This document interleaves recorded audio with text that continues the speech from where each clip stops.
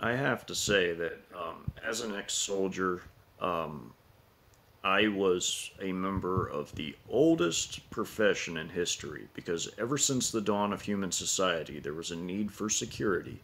And God, He used soldiers all throughout the Bible. God used soldiers to capture the land of Canaan from the Canaanites and the Philistines, what is now modern day Israel, for the Hebrew people. He had them fight entire wars against evil forces. So this is about self-defense. Is it a Christian principle? Well, absolutely it is a Christian principle. You cannot, and it is a big mistake, a huge, colossal mistake, to confuse self-defense with naked aggression. Naked aggression is of Satan, but self-defense is biblical. Christians are not called to be little pansy wussies and cowards. Christian men are called to be men and defend what's theirs. What God blessed them with, they are called to defend it. Um, a man that doesn't provide for or protect his family is no greater than an infidel. So, protection is part of that. So, standing firm against evil is a Christian principle.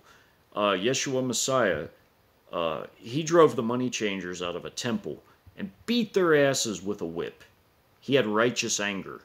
Righteous anger is a real thing. It's if our Messiah had righteous anger and got violent, then you know and it was against evil. It wasn't against innocent people. Those money changers were doing something evil. They were doing something in his father's house. So he beat their asses with a whip and drove them out of the temple, flipped their tables.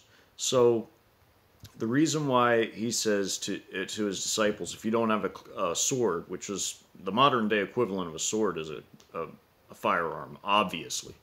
So he says to them, if you don't have a sword, sell your cloak and buy one. And then when they drew their swords, he said, that's enough, as in put it away, because it was his time. He knew it was his time to be sacrificed. So, but his disciples carried swords. Now, why would that be? Because there were bandits, there were robbers. He didn't tell them to say to a robber, "Oh no, go ahead and take everything I have and kill me and rape me and do skull F me, do it." No, he didn't tell them nothing like that. He had them carry swords for protection, for their own personal protection.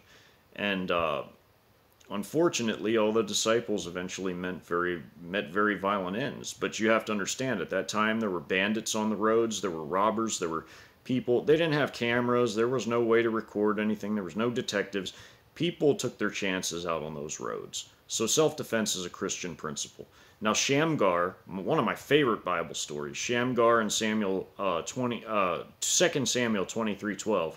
That's one of my favorite stories because Shamgar is empowered by God in an act of righteous self-defense, which is not naked aggression, self-defense, against 600 Philistines, and he prevailed with a simple farming tool with the help of God. May Yeshua bless and keep you all.